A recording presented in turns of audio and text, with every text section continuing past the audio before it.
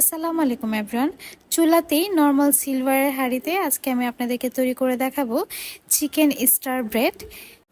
বাচ্চাদের জন্য টিফিন অথবা নাস্তায় এর চেয়ে মজাদার খাবার কিন্তু আর হয় না।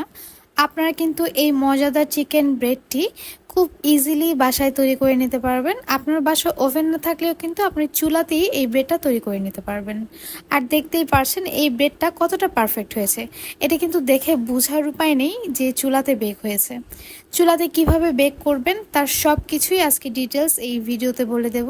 আর আমার ভিডিওটি যদি আপনাদের ভালো লেগে থাকে তাহলে প্লিজ আমার চ্যানেলটি সাবস্ক্রাইব করে যাবেন, এবং যারা ফেসবুক থেকে দেখছেন তারা প্লিজ আমার পেজটি ফলো করে আমার পাশে থাকবেন। প্রথমেই ময়দার ডো তৈরি করে নেব, আর এই জন্য আমি এখানে 2 কাপ পরিমাণ ময়দা নিয়ে নিয়েছি। আর তার সাথে অ্যাড করব 1 চা চামচ পরিমাণ লবণ, সাথে অ্যাড করছি হাফ কাপ পরিমাণ গুঁড়ো দুধ। এখন এখানে অ্যাড করছি 2 টেবিল চামচ পরিমাণ চিনি, সাথে দিয়ে দিচ্ছি 1.5 চা চামচ পরিমাণ ইস্ট। চেষ্টা করবেন একটি ভালো মানের ইস্ট এখানে ব্যবহার করতে। এখন শুকনো উপকরণগুলোকে আমি হাতের সাহায্যে খুব ভালোভাবে মিশিয়ে নেব। শুকনো উপকরণগুলোকে ভালোভাবে মেশানোর পর আমি এখানে একটা ডিমের সাদা অংশ দিয়ে দিচ্ছি। এখন এখানে অ্যাড করব হালকা গরম পানি।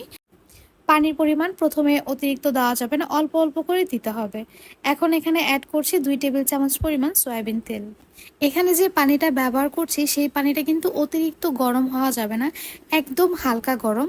অনেক সময় রোদে পানি রাখলে যেমন গরম হয়, ঠিক সেই পরিমাণ গরম পানি দিয়ে এই ডোটা তৈরি করে নিতে হবে। আর প্রথমে কিন্তু একদম বেশি করে পানি দেওয়া যাবে না, অল্প অল্প করে পানি দিয়ে তারপর খুব ভালোভাবে মথে এই ডোটা তৈরি করে নিতে হবে। পাউরুটি তৈরি করার জন্য ডোটা যখন তৈরি করবেন সেটাকে খুব ভালোভাবে ময়ান করে নেবেন, তাহলে আপনার পাউরুটিটা ভীষণ সফট হবে। এরকম একটা সফট ডো তৈরি করার পর আমি এখন এটার চারপাশে একটু তেল ব্রাশ করে আধা ঘন্টার মতো রেস্টে রেখে দেবো একটা গরম স্থানে। আর এটাকে অবশ্যই ঢেকে রাখতে হবে। এই ডোটাকে চুলার আশেপাশে অথবা রোদেও রাখতে পারেন, এতে করে খুব দ্রুতই এটা ফুলে যাবে। অন্য একটি পাত্রে আমি পরিমাণ মতো সয়াবিন তেল নিয়ে নিলাম, আর তার মধ্যে আমি দিয়ে দিলাম 2টা এলাচ এবং 1 টুকরো দারচিনি।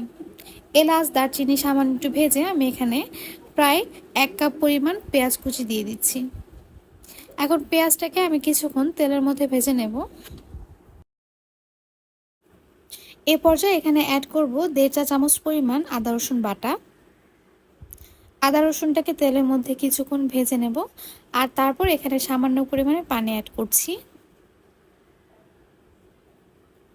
এখন এখানে হাফ চা চামচ করে ধনিয়া গুঁড়ো, হলুদ গুঁড়ো এবং মরিচ গুঁড়ো দিয়ে দেব।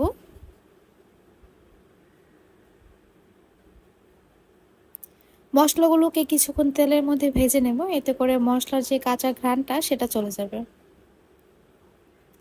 সামান্য পরিমাণে পানি অ্যাড করছি এবং দিয়ে দেব সামান্য পরিমাণে লবণ।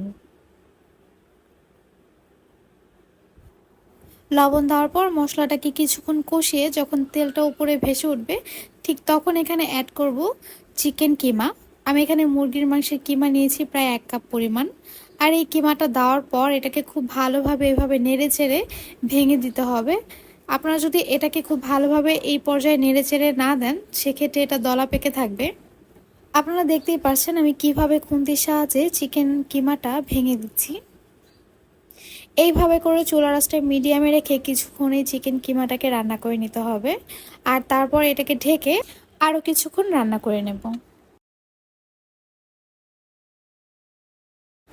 কিমাটা সেদ্ধ হয়ে আসলে এখানে অ্যাড করব গাজর কুচি। আমি এখানে প্রায় 1 কাপ পরিমাণ গাজর কুচি নিয়েছি, আর সাথে দিয়ে দেব সামান্য পরিমাণে মরিচ কুচি। আপনারা কেমন ঝাল খেতে চান সেই বুঝে এখানে মরিচটা ব্যবহার করবেন। যেহেতু এটা বাচ্চাদের জন্য রান্না করছি, তাই ঝালের পরিমাণটা আমি একটু কমই ব্যবহার করছি। গাজরটা দেওয়ার পর কিছুক্ষণ কিমার সাথে গাজরটাকে সটে করে নেব, আর তারপর এখানে আমি কিছু সস ব্যবহার করব। প্রথমেই দিয়ে দিচ্ছি চিলি সস 1.5 চা চামচ পরিমাণ, এবং দিয়ে দিচ্ছি টমেটো কেচাপ প্রায় 1.5 টেবিল চামচ পরিমাণ। এখন এখানে অ্যাড করছি ম্যাগি সস 1 চা চামচ পরিমাণ, এবং দিয়ে দেব সয়া সস 1 চা চামচ পরিমাণ। এখন এই সসগুলো দেওয়ার পর খুব বেশিক্ষণ এটাকে রান্না করা যাবে না, কারণ সসটা পুড়ে গেলে কিন্তু এটা তিতা হয়ে যায়, তখন খেতে ভালো লাগে না। সস দেওয়ার পর কিমার সাথে সসগুলোকে খুব ভালোভাবে নেড়েচেড়ে মিশিয়ে নিতে হবে। আর চুলার আঁচটা কিন্তু এ পর্যায়ে মিডিয়ামে থাকবে। সবশেষে আমি এখানে অ্যাড করছি গুঁড়া দুধ। আমি এখানে প্রায় 2 টেবিল চামচ পরিমাণ গুঁড়া দুধ ব্যবহার করছি।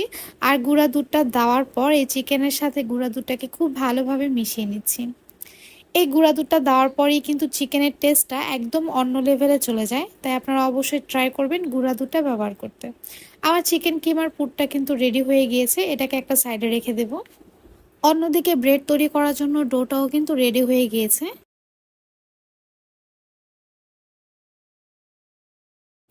ডোটাকে সমান 2 ভাগ করে কেটে নেব।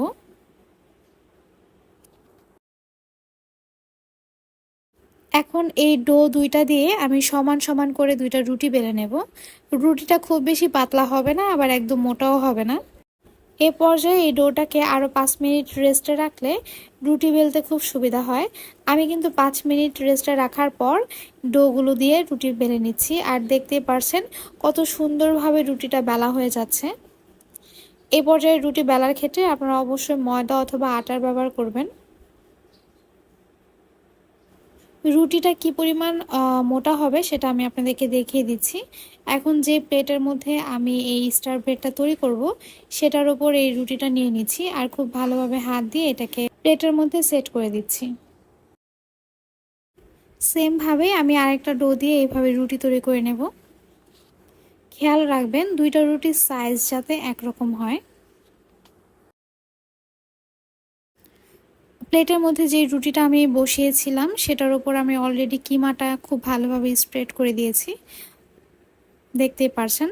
এখন এই রুটির চারপাশে যে ফাঁকা অংশটা আছে সেখানে এইভাবে করে পানি লাগিয়ে নিচ্ছি।